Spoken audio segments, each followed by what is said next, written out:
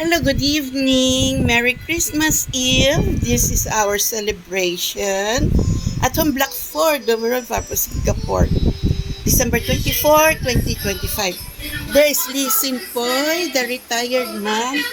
Okay? My son is at home. I just opened the light.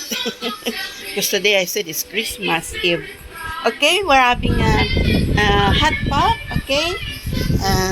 There is December 24, 2025, of course, our Christmas Eve celebration. We are having a chicken, prawn, and fish and pork. Okay, spaghetti.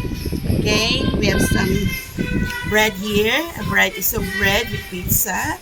Okay, mushroom, two kinds of mushroom, three kinds of noodles, Ferrero Rocher, and fried chicken with longevity buns. Okay?